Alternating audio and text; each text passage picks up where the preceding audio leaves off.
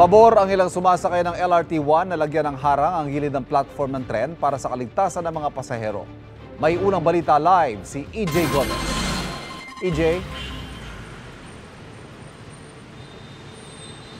Ivan, nandito ako ngayon sa Doroteo Jose Station ng LRT-1 sa Maynila, kung saan isang babae ang nahilo at nalaglag sa riles kahapon.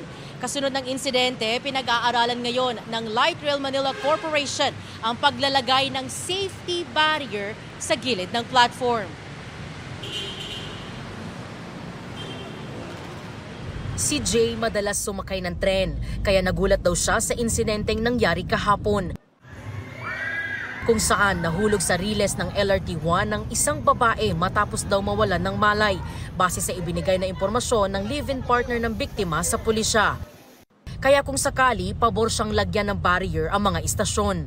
Oo, mas maganda para safety yung mga mananakay.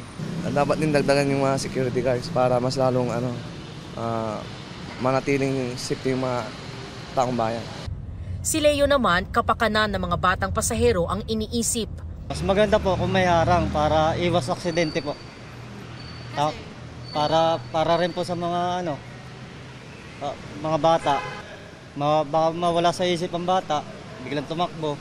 Sabi naman ng first-timer sa LRT-1 na si Susan, dapat ding maging responsable ang mga commuter. Kahit na lagyan po or hindi naman, kahit nalagyan or hindi ang barrier ng LRT, okay lang po sa akin, basta mag-iingat na lang po. Maging responsable mga pasahero din po tayo. Patuloy daw binibigyan ng atensyong medikal sa Jose Reyes Memorial Medical Center ang biktima. Ayon sa Light Rail Manila Corporation, pinag-aaralan pa nila ang paglalagay ng safety barrier, lalo't ang LRT-1 ay gumagamit ng 4 na generation ng train set na magkakaiba ang door configuration and dimension.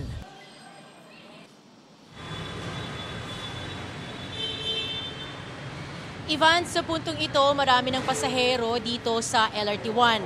Sa baba, medyo may kabagalan na ang daloy ng trapiko, lalo na rito sa may intersection. At yan ang unang balita mula rito sa Santa Cruz, Maynila. EJ Gomez para sa GMA Integrated News.